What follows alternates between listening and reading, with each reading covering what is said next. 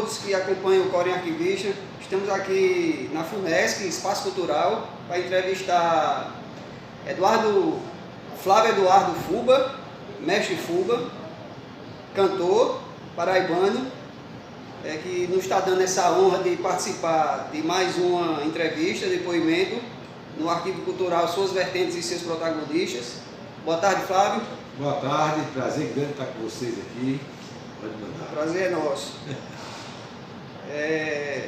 Bom, Flávio, para começar, conta um pouco da tua história, tua trilha pessoal e profissional, a cultura em si na tua vida, né? E a música, como tudo isso aconteceu. Vou começar do começo, como se diz na história, né? Eu nasci em João Pessoa porque estava faltando água em Campina Grande. E meu nascimento começou já com uma coisa inusitada, foi um acidente hídrico, né? Então, eu me criei em Campina Grande quando tinha 9 anos de idade, na época da Jovem Guarda. Meu pai fez um conjunto musical na minha casa, que era, meu irmão tocava guitarra, o outro tocava bateria, aliás, o outro tocava contrabaixo, e eu tocava bateria, tinha 9 anos de idade. A música entrou na minha vida através do conjunto Os Peraltas, nos anos 60, tá? Mas eu sempre vi meu avô tocando violão, bandolim, sax, flauta. Ele tocava tudo que era instrumento.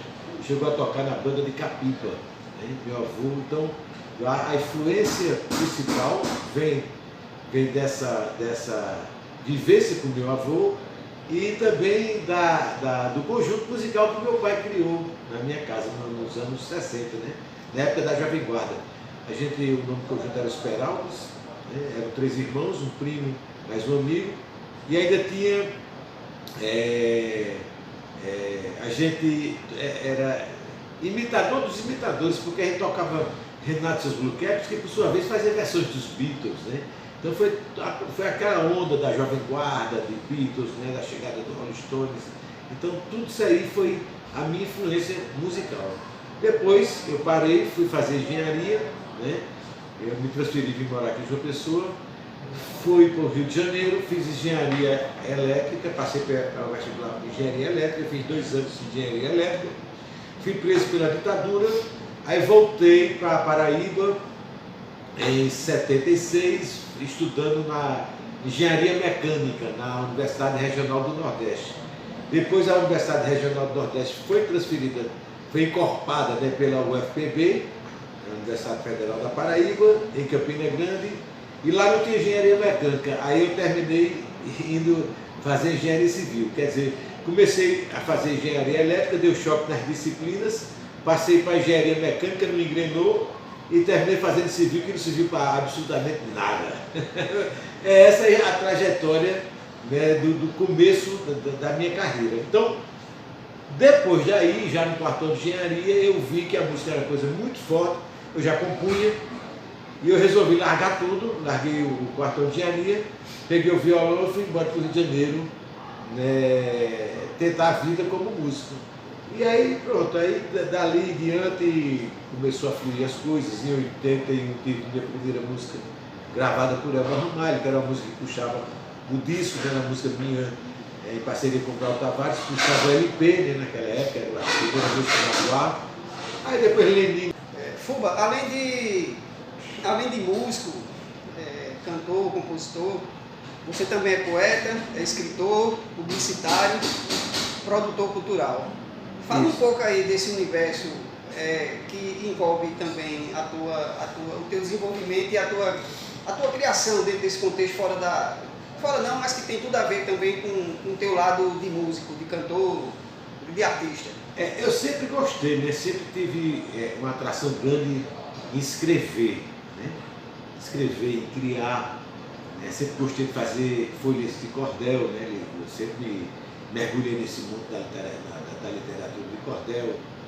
Enfim, e sempre também gostei de história, né? Eu sempre mergulho na história do nosso passado. Né? Eu sou muito curioso em relação a isso. E eu sempre também, quando eu comecei a compor, comecei também a compor jingles, né? Jingles publicitários. Depois eu vi que nessa vertente eu gostava de fazer, era uma coisa que eu gostava de fazer também. Tanto é que aí eu fui ser redator da Real Publicidade, que era uma empresa que tinha aqui, era uma das maiores aqui na Paraíba. Logo quando começou a Real Publicidade, eu fui ser redator lá. Depois enveredei para o lado do jingle, né?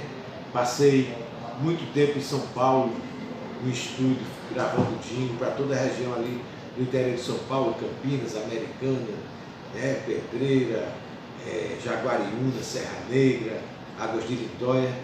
Esse era o mercado que eu tinha, Amparo, o mercado que eu sempre estava fazendo jingle para lá. Então, sempre teve essa mistura, né? Depois eu fui convidado para ser colaborador do Jornal Correio da Paraíba. Passei 2 anos escrevendo, né, textos, né, que terminou acabando virando um livro de crônicas, né? Eu tenho uma crônica semanal lá. Depois aí acabou virando um livro de crônicas. Depois escrevi um livro sobre a história da Paraíba, né, que era uma curiosidade que eu tinha desde os 14 anos de idade, quando fui entrevistar José Américo de Almeida, lá onde hoje acontece a fundação, né, onde tem a fundação.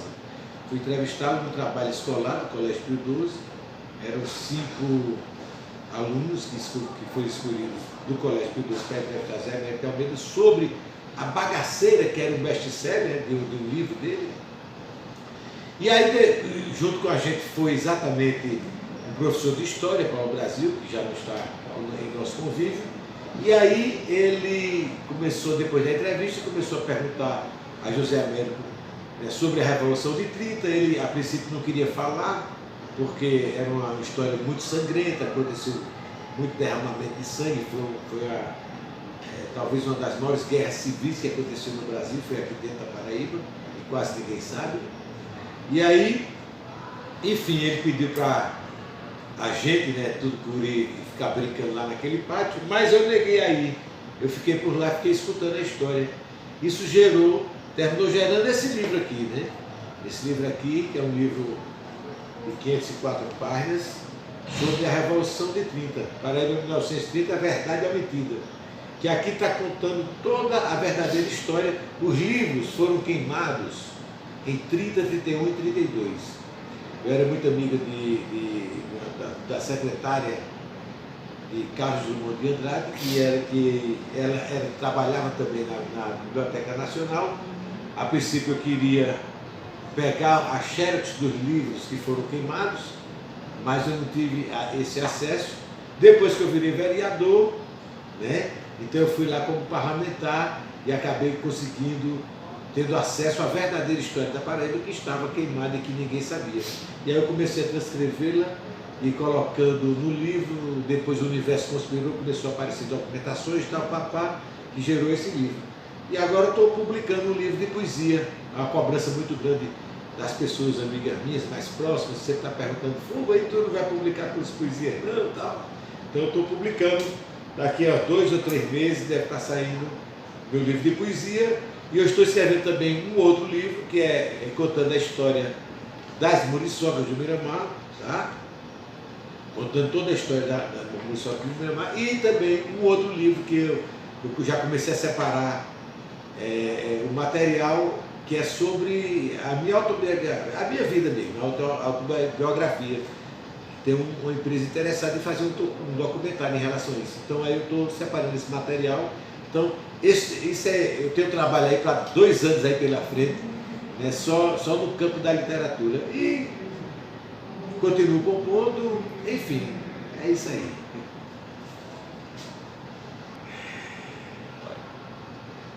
Pois é, Fuba. Então, Fuba, bem, só para complementar aí essas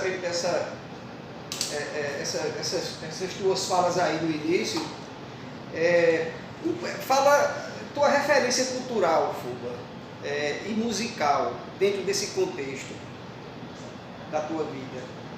De tudo que tu já falou até agora aí, na tua parte profissional. A gente eu tenho influência primeiro. A minha influência começa na Jovem Guarda, né? Transita pela Jovem Guarda, quando eu tocava bateria no Conjunto dos Peraltas, né? essa foi a primeira influência de todo aquele material da Jovem Guarda. Depois, nos anos 70, começou a surgir, né, esse movimento mais de vanguarda, né, da boa música popular brasileira, que aí surgiu, né, Geraldinho, Alceu, né, surgiu, era Chico Buarque, era Caetano Veloso, Gilberto Gil, Milton Nascimento. Esse pessoal teve uma importância fundamental nos anos 70, né, para a formação cultural de quem fazia música na época, né? Então, eu absorvi todo esse pessoal, né, curtia todos eles. Era uma época que era diferente, né, porque a gente ficava aguardando a chegada do novo LP de Chico, de Gil, de Caetano, né, de Bethânia, de Milton Nascimento, de Alceu, Geraldinho, Zé Ramalho, enfim, todo esse pessoal. Né? Eu acho que essa mistura é uma influência grande, né? É uma influência grande. Depois, nos anos 80, a gente foi morar, todo mundo no Rio de Janeiro, eu, Glauco Tavares, Lenine, Lula Queiroga, Alex Madureira, Ivan Santos, Sabino Matias. A gente virou uma comunidade de informações, de troca de informações, que a gente estava se convivendo todos os dias, né? Então, eu acho que a influência sofre toda essa mistura, sabe, de fases da vida também, né?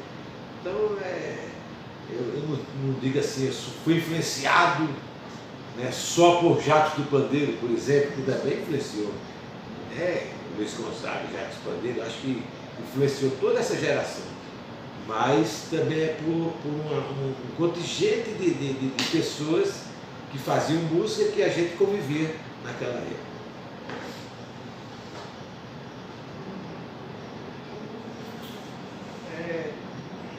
Fuba, a importância e reconhecimento da cultura musical brasileira,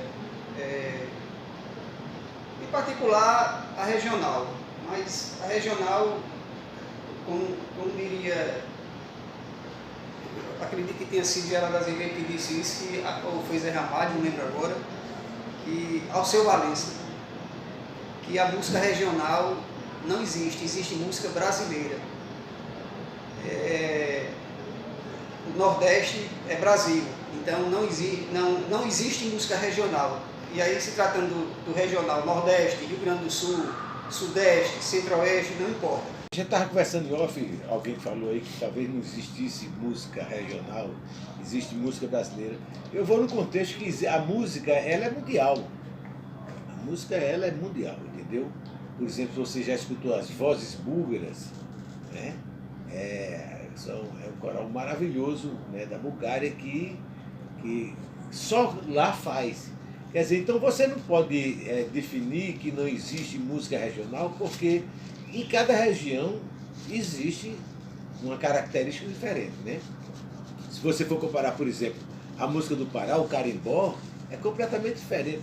Por exemplo, eu fui assistir o São João do Maranhão, é uma coisa completamente diferente, né? Voltar de cima dos bois, tal, vai naquele ritmo alucinante, bacana.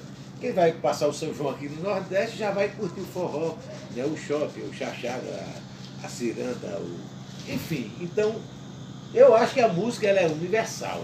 Agora, cada região tem sua característica, sim, tem sua característica, né? Embora ela tenha esse toque da universalidade, né? de estar atingindo a qualquer região.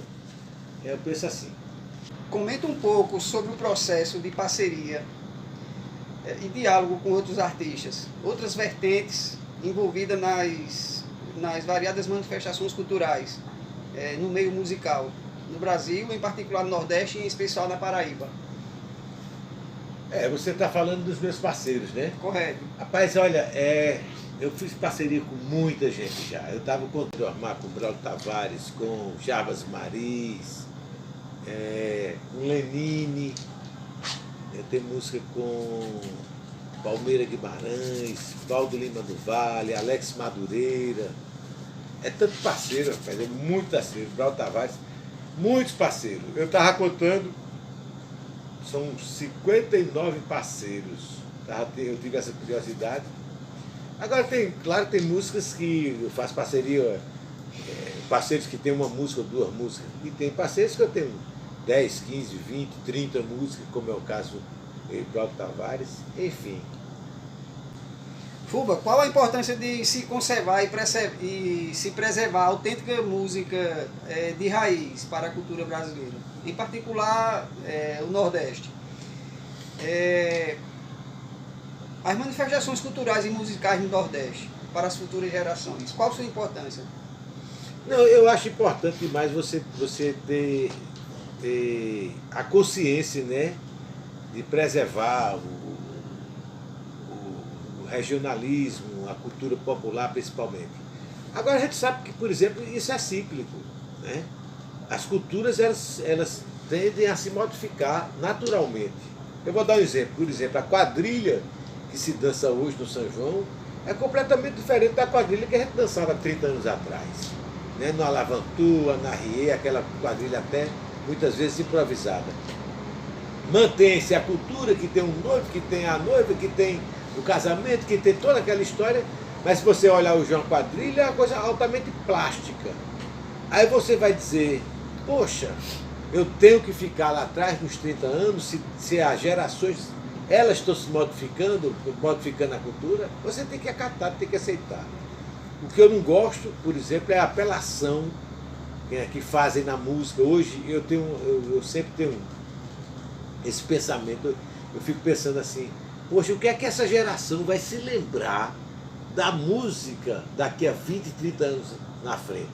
Porque eu me lembro de um Chico Buarque de Holanda, de um Caetano Veloso, de Gilberto Gil, de Maria Bethânia, de Alceu, todo mundo lembra, né? Mas o que é que essa geração vai se lembrar? Porque as músicas que estão sendo feitas hoje em dia são músicas descartáveis, que duram 3, 4 meses no máximo, apelativas, não tem nenhum conteúdo, né, cultural, né, você falando de cabaré, de calcinha, de não sei o que lá, sabe, não existe mais, né? Então eu fico assim pensando que a gente está num retrocesso cultural nesse sentido, principalmente a música, incrível, porque a música hoje está uma coisa descartável, as gravadoras já investem nesse sentido, que a música dura 3, 4 meses no máximo, e é uma coisa assim, que está sempre lançando uma coisa nova, tal, aquela coisa, e a coisa nova se perde, né, fica velha depois de 3, 4 meses. A verdade é essa. Então, a gente perdeu, né, todos os valores culturais, né, de uma boa música hoje em dia, né? Tem muita gente, claro, que continua fazendo a boa música, mas não tem espaço no mercado. Essa é a verdade. Então a gente está passando por esse retrocesso cultural. Fuba, dentro desse contexto aí, aproveitando teu raciocínio, inclusive eu ia até falar sobre isso, e agora eu te pergunto justamente essa questão, né? Estamos passando por um momento de esquecimento da memória em relação à nossa cultura musical e popular, principalmente a de raiz. Essa questão da qualidade que você acabou de falar. Eu não tenho dúvida que não existe mais espaço para isso. Para boa música, são poucos. Porque não tem investimento mais. Não interessa ao mercado, entendeu? A gente vive no mundo capitalista. O capitalismo, ele é imediatista. Ele não pensa no futuro. Ele pensa no agora. Por exemplo, se é isso que está dando resultado agora, ele vai investir no agora. Vai investir nisso. Sem se preocupar nem com o futuro, nem com o passado, com que o passado foi construído. Isso em todas as áreas do capitalismo é dessa forma que eles agem. Por exemplo, eles preferem, por exemplo, destruir uma floresta, tá? Para fazer um condomínio, depois não plantam uma árvore sequer para compensar, entendeu? É assim que o capitalismo pensa. Ele é imediatista, ele não pensa nas futuras gerações. Então, se o que está dando certo é esse tipo de música banalizada, vulgarizada, safada, que não tem nenhum conteúdo, mas eles estão vendendo e eles vão continuar investindo nisso, né? E a boa música vai ficar em segundo, terceiro, 10º plano até. Então, isso aí faz com que não se cria uma preservação do que é bom, né? Que é a pergunta que você fez.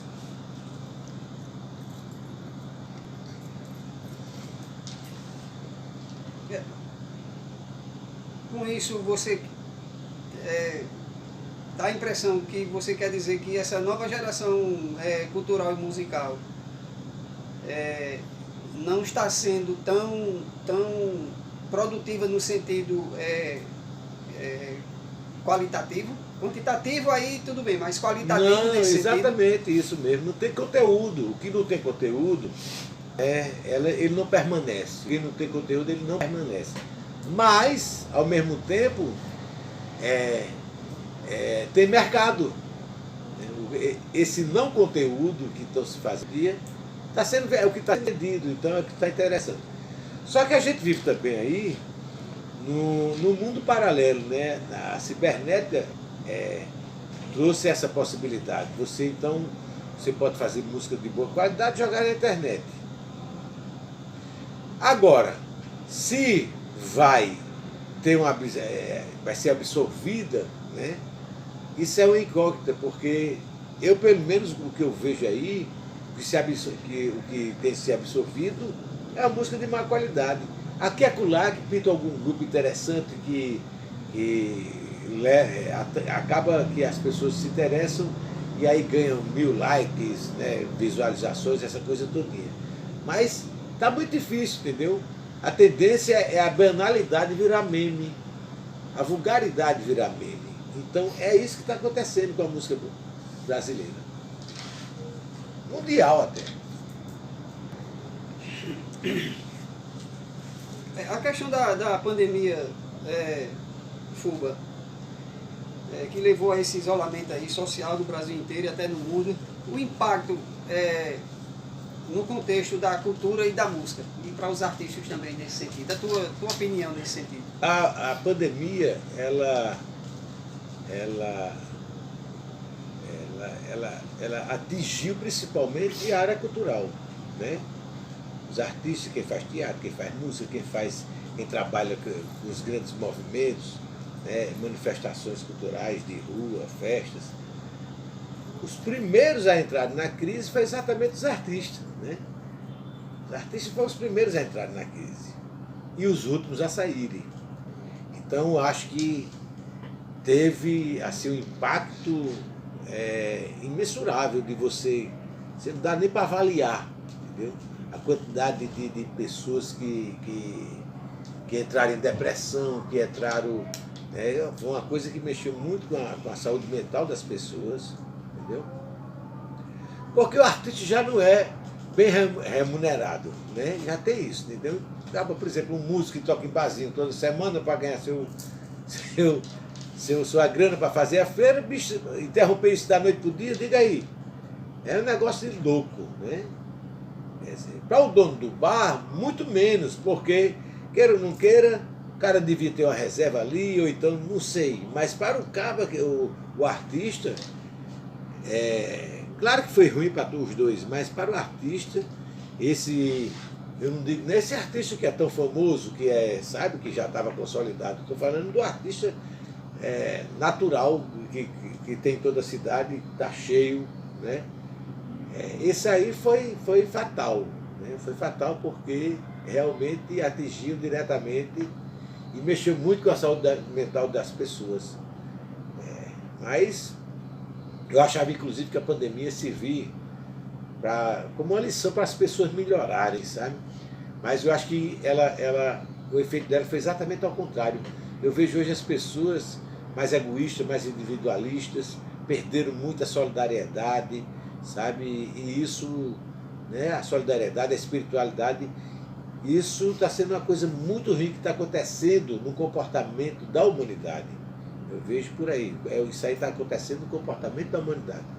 As pessoas estão entrando cada vez mais em disputa e isso, de certa forma, gera violência. E é isso que está acontecendo com o nosso planeta. Perdemos o humor, Fuba? Perdemos o humor também. Como andam se falando tanto? Perdemos, estamos perdendo o humor. Olha, se eu fizer uma piada né? Com uma mulher, com qualquer coisa. Você fizer uma piada, aí você tem uma repressão natural. Epa, você não pode fazer piada com mulher, não pode mais fazer piada com negro, não pode fazer piada com homossexual. Olha, não é por aí. Eu acho que as pessoas... Isso é muito ruim. Isso é muito ruim, porque você não pode levar ao pé da letra tudo, né? Então isso aí isso aí você acaba perdendo o humor. Claro que você tem que ter respeito pelas pessoas. Eu detesto os homofóbicos, detesto os racistas, detesto os preconceituosos. Mas a gente não pode, qualquer besteira, sabe? Como você falou mesmo, o humor, a gente está perdendo o humor. Isso é horrível, cara, sabe? A gente está se reprimindo a toda hora. E hoje eu faço uma música, aí vou fazer uma frase na música, epa, isso aqui eu não posso falar não, porque essa frase aqui pode ser racista. Ah, não, se eu fizer essa frase aqui, as feministas podem ir em cima de mim. Ah, se eu fizer essa frase aqui, quer dizer, está paudando também a criação cultural das pessoas. A gente tem que ter a maior liberdade, a liberdade de expressão. Hoje, por exemplo, se você for olhar a história da nossa música popular brasileira, né, você vai ver assim, músicas que hoje, se fossem feitas hoje, eram censuradas imediatamente e recriminadas por todas as pessoas. Nega do cabelo duro, qual é o pente que tem PT? Quem que jamais vai fazer uma música dessa hoje em dia? Não pode, certo? Né? Se você falar de Madalena, Madalena, sabe? Aquela, mulher de verdade, Amélia que foi a mulher, também é machista a música. Neguinho, né? Opa, neguinho na estrada. Quer dizer, a gente entrou num processo de censura criativa e isso moldou também a criatividade do brasileiro de uma certa forma, entendeu? Então, isso é muito ruim, a gente está vivendo vigiado, o tempo inteiro vigiado, o tempo todo sendo censurado, o tempo todo. E isso não quer dizer que o cara é racista, que o cara é homofóbico, que o cara... Não, cara, uma piada, uma coisa veicular. Tem que, sabe, a gente tá... O brasileiro que era tão alegre está ficando triste. Está ficando triste. A verdade é essa. Fuba, a contribuição, nesse sentido aí, Fuba, da tua fala, a contribuição da tecnologia digitais no ambiente cultural e musical, em particular para a música, né? O lado positivo e negativo da tecnologia. Se é que você acha que existe um lado positivo e negativo, se você pensa dessa forma ou não, a tua visão e opinião nesse sentido, a respeito dessa transformação digital que a gente vem vivendo, passando. Olha, a era da cibernética, né, e a quarta era que a gente está vivendo, ela veio para mudar não só o conceito, né, das pessoas, mas para, de certa forma, transformar o comportamento das pessoas. Então, com a chegada da era digital, o que é que acontece? A gente... qualquer pessoa pode virar um avatar. Qualquer pessoa pode dizer o que quiser na internet. Não importa. Qualquer pessoa provoca brigas, né? Dentro do Facebook, diz o que quer, esculhamba do jeito que quer, né? Fora isso, aí vem os hacks, né? Que pode pegar material seu, montar, pode invadir na sua privacidade. Hoje a gente está sendo completamente vigiado. Em relação à música, a gente tem um agravante aí. Quando não era da cibernética, quando você fazia um CD, um LP, você tinha um controle, por exemplo, opa, vou ganhar o disco de ouro quando eu vendo 100 mil cópias, né? Você sabia quanto é que você recebia de advance no direito autoral? Sabia mais ou menos por quanto você recebia cada tocada de rádio, cada disco vendido você tinha 0,8%, que era dividido nos compositores, você tinha 10% do ECAD no show que era dividido pelos compositores, redistribuído. Tudo isso perdeu-se na internet porque você não tem um controle. Qual controle? Não, acima de 47 mil likes você começa a receber alguns centavos de música, né? Isso é uma loucura, né? Porque você... Porra, eu faço uma música, boto ali, entendeu? Depois de 47 mil, aí que eu vou, de likes, aí que eu vou começar a receber alguns centavos, né? E esse controle, na verdade, eu acho até agora que eles não chegaram a um comum acordo de como cobrar o direito autoral dentro no campo da internet, né? Agora, ao mesmo tempo, aí vem a parte boa. Você coloca uma música hoje, né, dentro de uma plataforma dessa, ou até mesmo dentro do Facebook, dentro do Instagram desse, você está com o mundo, né? O mundo inteiro tem acesso, né? Tudo bem que existe aí existe também um mundo todo usando, né?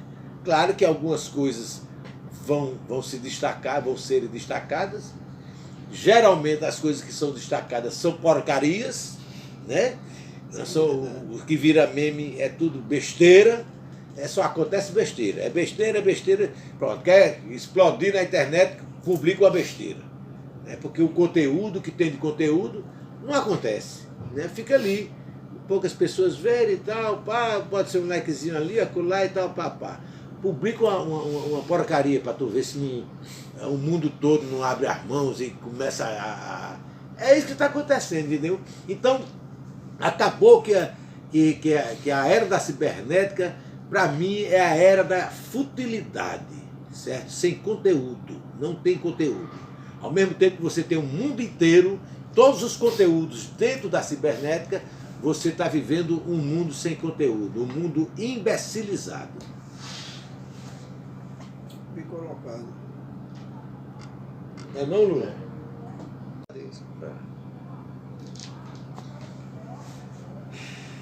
Fuba, parece óbvio, mas por onde tramita a responsabilidade do trabalho, do incentivo, da valorização da nossa cultura, em particular a música popular no Brasil, a cultura musical de raiz, em particular no Nordeste?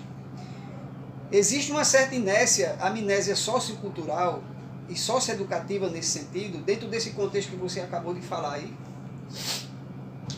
Eu acho o seguinte, que em relação a incentivos, em relação a incentivos de cultura, a gente até tinha avançado, assim, falando em termos de Brasil, a gente tinha até avançado, né?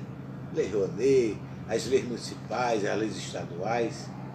Mas eu acho que depois deu uma caída, né? Principalmente esse governo aí, acabou com o Ministério da Cultura, acabou com tudo isso aí, e acabou que atingiu diretamente o artista de modo geral e a produção cultural.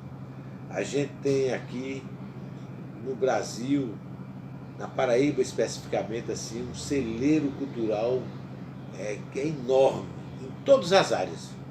A área da música, da literatura, a área do teatro, a área da dança, do audiovisual. A gente tem, é uma coisa impressionante a quantidade, né, de artistas, de bons artistas que nós temos. Não só na Paraíba, como no Brasil inteiro, né? Temos esse celeiro enorme que está refém da vontade política. Isso é horrível, porque você não pode depender da vontade política, né, para lançar seus projetos. E, ao mesmo tempo, né, a forma independente que você tinha antigamente, até de certa forma mais tranquila, hoje você também não tem mais, né? Então, o artista está sofrendo muito nesse aspecto. E eu espero que a gente possa dar um salto qualitativo com a chegada de um novo governo, de um novo pensamento que possa ampliar isso aí e dar espaço realmente para a cultura, porque a gente está perdendo muito. Perdendo não é pouco não, é muito mesmo, né? Inclusive no próprio incentivo da criação cultural. Eu vejo tantos artistas hoje até desistindo, sabe? Ah, desisti, cansei. Isso é horrível, né? Isso é horrível, porque você acaba, né, moldando assim um talento ali que poderia contribuir muito com a cultura de uma forma geral, não só para a Paraíba, como para o Brasil inteiro. Beleza? Espera aqui. Fuba, na sequência, eu vou fazer aqui o que esperar para o futuro da cultura no Brasil, principalmente em relação à questão da música, da arte. E sobre essa questão relacionada à cultura musical, você tem conhecimento sobre os arquivos de música, tanto aqui na Paraíba, mas no Brasil, e essa importância de se ter, de se preservar essa questão da cultura e da arte, em particular da música, não só na Paraíba, mas no Brasil. Não, a questão de você preservar, isso aí eu acho que é até dever, né? E você está querendo, pelo menos, não só preservar, né? Mas também catalogar, sabe? Tudo isso aí. Em relação ao futuro, sabe? Antigamente eu vivia sonhando, né? Eu acho que o futuro hoje se transformou numa ilusão, sabe? Acho que a vida é agora, o passado já foi embora e o futuro ninguém sabe o que virá. Então eu acho que você tem que fazer agora. O futuro é agora, sabe? Não adianta você querer, vou daqui a 10 anos fazer um CD, daqui a um ano eu não sei nem se estou vivo. Ora, então você tem que fazer agora. O futuro para mim é agora. Como eu disse, a vida é agora, o passado já foi embora e o futuro a gente não sabe o que vai acontecer. Não sabe o que virá. Então, eu acho que estamos passando por um momento de crise cultural, mas você tem que produzir agora. Mesmo com todos esses sacrifícios que estão acontecendo, né, a gente não pode deixar de produzir, principalmente o artista. O artista que faz música, o artista que faz um livro, o artista que faz um quadro e tal. Não pode ficar esperando um melhor tempo para você começar a querer fazer seus projetos. Não, faça agora. Faça agora, que o futuro é agora. Não pense no futuro não, porque amanhã a gente não sabe o que é que vai acontecer. É isso que eu penso. Fuba, de que forma você administra o seu arquivo, o seu acervo pessoal, sua produção artística? Olha, e só para concluir, para complementar, na verdade, depois de tantos anos de carreira, né, como profissional na área artística, como artista, os desafios e limites ainda a serem superados pelo Flávio Eduardo Fuba, né? O que te inspira como ser humano e artista, né? E para finalizar, é uma pergunta parece até óbvia, né, também, como eu já disse lá atrás, o que representa a música na tua vida, a cultura paraibana e brasileira, né? E para finalizar, você comentar um pouco sobre os desafios e limites nesse sentido para conciliar as atividades da vida pessoal e artística. Olha, você falou aí em relação... Eu nunca fui um artista, sabe, de bater em porta de gravadora, querer gravar disso e tal. Eu sempre me considerei um compositor. Se eu pudesse ficar numa rede o dia todo tocando, compondo e as pessoas gravando a música, seria perfeito. Mas isso não acontece, né? Então você acaba, quando você compõe uma música, você tem que mostrar. Então você acaba virando também um artista, porque aí o cara tem que chegar e tocar e mostrar. Porque se você não mostrar, quem é que vai mostrar? Entendeu? Então, eu nunca me preocupei muito nesse lado aí, de querer ser um artista de palco, até porque eu sou um pouco irresponsável nisso aí. Tomo gelado, gosto de beber, fumo, faço qualquer coisa. Um cantor mesmo, ele acaba tem que fazer todas essas regras todinhas, né? Não, eu nunca pensei nisso. Pensei sempre Tudo que aconteceu na minha vida foram consequências. Eu acho que existe uma conspiração divina que faz isso, sabe? Eu penso nisso mesmo. E eu acho que todo compositor também tem esse laço com o universo, sabe? Então, eu tenho um exemplo aqui na pandemia fantástico. No dia 17 de março de 2020 foi quando entrou a quarentena, né? Eu participei, frequentei durante 10 anos o Santo Daime e tal, depois larguei e tal, depois de 15 anos. Aí, então, no dia 18, 19 e 20, 3 dias seguidos depois da pandemia, estava toda a minha família lá em casa, porque vamos ficar todo mundo junto, bora, foi minha filha, minha outra filha, meu genro, meus netos, enfim, aí todo mundo lá. Então, chegamos lá no dia 17, dia 18, 19 e 20, eu sonhei 3 dias seguidos com o mestre Irineu, Nossa Senhora das Neves, Nossa Senhora pedindo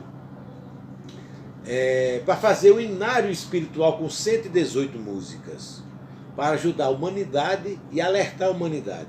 Eu achei aquilo ali uma coisa divina, né? Nem imaginava que poderia fazer. Pois não é que fiz, em 6 meses eu fiz os 118 hinos espirituais, e que já ajudou a tanta gente que você não imagina. Gente do Rio Grande do Sul, gente de São Paulo, gente do Rio de Janeiro, gente que viajou, pegou avião para vir aqui para escutá-los e tem muito disso aí, né? Sabe? Então isso é o quê? São missões. Eu acho que na vida tudo tem sua missão. Do jeito que eu escrevi aquele livro sobre a história da Paraíba, né?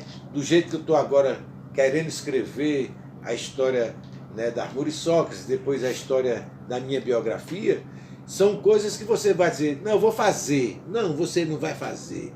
Você vai fazer a partir do momento que você chegar, se disciplinar e dizer, não, a partir de agora eu vou começar a fazer. Então, por isso que eu não sou muito dessa coisa de dizer, não, pensar no futuro, sabe? Ano que vem eu vou começar a escrever esse livro, tal. Não. Você vai começar a fazer a partir do momento que você decidir interiormente e se disciplinar para isso. Então, tenho esses projetos que poderão acontecer no futuro e poderão começar a acontecer agora, né? Agora, nesse momento. Por exemplo, muita gente me cobrava um livro de poesia. Cadê suas poesias, Fulvio? Cadê suas poesias? Eu não fui nem lá atrás nas poesias que eu tinha feito lá atrás. Eu disse, sabe o negócio, vou resolver fazer um livro de poesia. Aí quando foi esse ano, me sentei, aí fiz novas poesias. As que ficaram lá atrás já foram, já é passado. Fiz novas poesias e devo publicar agora em novembro. Entendeu? Já está finalizando essa parte de finalizar o livro, aquela coisa toda.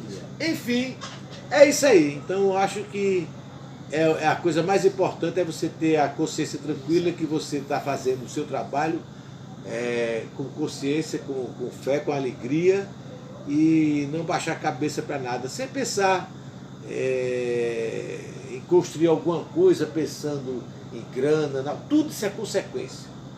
Tudo na vida, né, principalmente quem trabalha com arte, acontece como consequência. Então não adianta você querer fazer um projeto colocando a carruagem na frente dos bois, sabe? Tem que pensar direitinho e se determinar a fazer.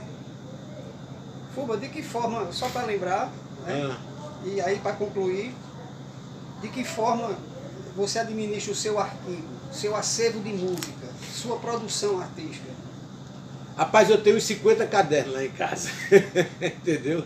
O meu acervo é cadernos. Eu estou até passando ali para alguns deles, certo? Eu vou fazendo todinho. E uma coisa que eu tenho até uma boa memória, eu tenho mais de 800 músicas compostas, então eu estou agora gravando, né? Eu faço toda noite a menor live do mundo, né? Foi uma coisa que aconteceu quando chegou a pandemia, aí veio aquela enxurrada de live, era live para tudo que era canto, live. Eu disse, pelo amor de Deus, eu quero que vai fazer. Aí eu resolvi, disse, não, eu vou fazer uma coisa diferente. Eu vou fazer a menor live do mundo. Eu faço todos os dias, acabou a pandemia, mas eu continuo fazendo. De segunda a sexta. Tá? É uma live de uma música só. É só uma música. E eu toco apenas uma música minha, música minha que eu toco, entendeu? Já completamos quase 2 anos de live. Sempre uma música inédita e sempre uma música minha. Algumas que já foram gravadas, outras que não, outras que eu compus recentemente, enfim. Meia-noite em ponto, eu entro lá, dou boa noite às 10 primeiras pessoas que entrarem, boa noite e bom dia, as 10 primeiras pessoas que entrarem, depois eu já canto a música, explico a música, canto a música e até amanhã, entendeu? Então já tenho feito isso quase 2 anos, e é uma coisa que muito interessante, porque já conheci tanta gente de outros estados, né, que acha interessante a ideia e tal. No começo, quando estava todo mundo dentro de casa, né, aí a live bombava com 80, 100 pessoas. Né? Hoje em dia não, mas todo dia entra 20, 25, 30 pessoas. Tem dia que bomba, vai mais gente. Mas, pô, uma live que dura 5 minutos, né, de meia-noite a meia-noite 5, meia-noite 7, quer dizer, para mim é gratificante. Então, aí o meu acervo acaba que também já tem mais de 400 músicas nessas lives, né, que eu estou fazendo e estou salvando.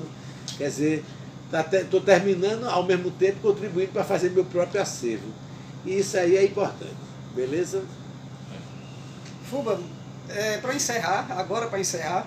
Você foi a 10ª pergunta que ele disse que é para encerrar, mas vamos manda, embora. Agora é definitivo. Agradecer, Fuba, a tua generosidade, né? A tua paciência. Eu agradeço, né? O Nélio, o Core Arquivista agradece. Tua entrevista foi sensacional. Massa. E manda aí, Fuba, uma mensagem, né, para o público que nos assiste. E vamos assistir essa tua belíssima entrevista, né, essa mensagem que tu acaba de passar, que ela se assemelha a quase todas que a gente tem feito ao longo desses 3 anos. Então, assim, manda aí uma mensagem, e se tu puder também recitar aí alguma coisa tua, uma poesia, um poema, a gente agradece, o público agradece. Olha, eu acho que primeiro eu quero agradecer você, Core Arquivista. Core Arquivista. Core Arquivista. Nélio e Mário, né? Os dois, Nélio e Mário, Core Arquivista. Olha, eu acho que o mais importante na vida é a gente saber viver. Saber como viver, eu sempre tenho assim, quando você, a consciência é a única coisa que não deixa perdão, sabe?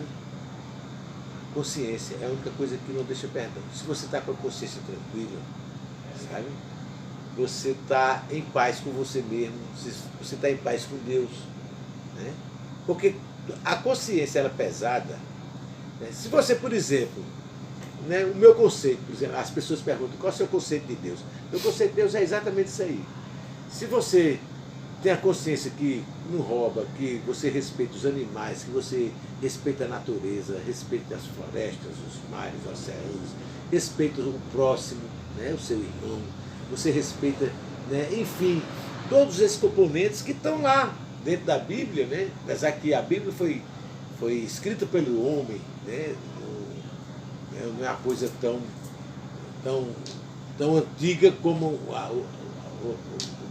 própria criação do planeta, né? Você tem Deus no coração, né? Você tem a consciência tranquila, porque a consciência tranquila, né? A consciência não deixa perdão, e você com a consciência tranquila você tem a paz, você tem a luz, né? Você pode, né, ajudar as pessoas de uma forma muito maior. Então a minha mensagem é essa, que você viva o agora com a consciência tranquila, né?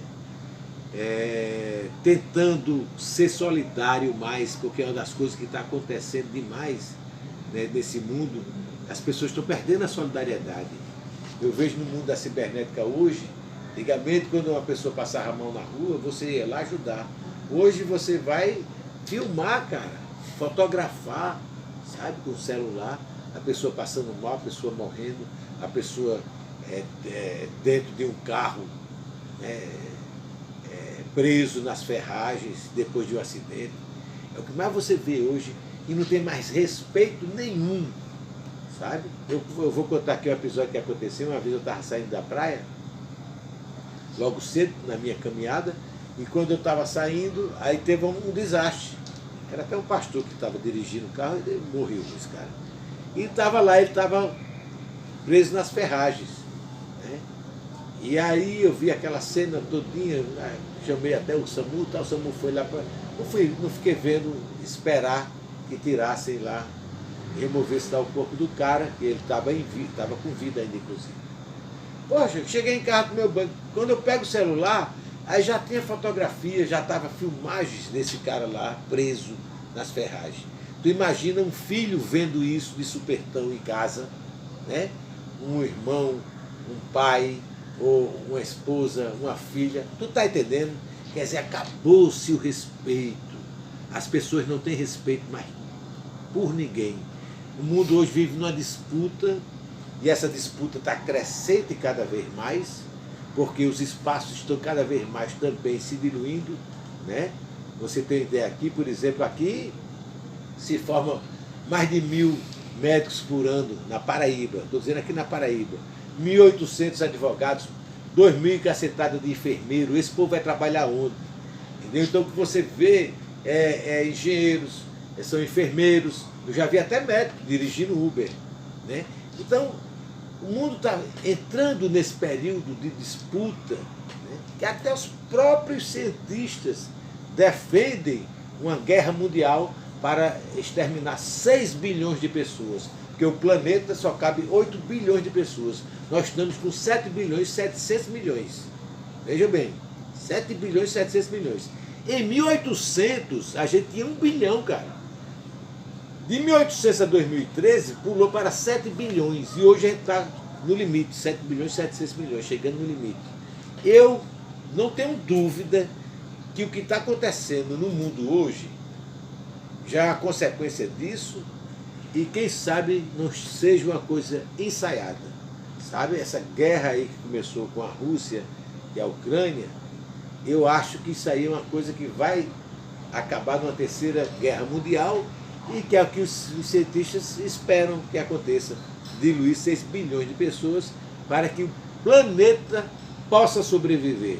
Porque da forma que aconteceu, né, é só você olhar em volta, olha em volta da sua casa. Tudo que tem dentro da sua casa, olha, é um liquidificador, um fogão, uma geladeira, certo? O ar-condicionado, a sua televisão, seu telefone, o celular, o carro que está na sua garagem, a bicicleta, tá? O foguete que foi para a Lua, tudo, avião, tudo isso aí foi criado de 150 anos para cá. Nós temos 4 bilhões e meio de anos no planeta Terra. Em 150 anos, o homem construiu tudo isso aí depois da era industrial, e tudo que ele construiu destrói, de uma certa forma, a natureza. Então a gente está perigando realmente a ter uma catástrofe, né, no planeta Terra, e eu não estou vendo a consciência das pessoas, né, em relação a isso. Ninguém está pensando nisso, sabe? As pessoas, essas gerações, quando nascem hoje, aí dizem, isso aqui, pensa que isso aqui tudo já existia. Não existia luz elétrica. Tu está entendendo? Então, a gente está, bicho, nesse processo. 2030, né, já está prevista a maior crise mundial do planeta, que é a falta de água. 2030, está bem aqui, daqui a 8 anos, certo? Vai começar, e já está dando sinais. Então aí não tem como, entendeu? Eu acho que os cientistas realmente estão com a razão. A gente vai ter que exterminar 6 bilhões de pessoas no planeta. Pode citar um verso teu, uma poesia, um trechozinho pequeno? Rapaz, eita, agora você me pegou, porque... Até uma citação do livro serve. Até uma citação do livro, se quiser, serve. Certo, eu acho o seguinte... Até de uma música. Não, eu vou dizer uma frase. Pode ser. Só uma frase. Pode ser. Quem tem hora, não tem tempo. Preste atenção nisso.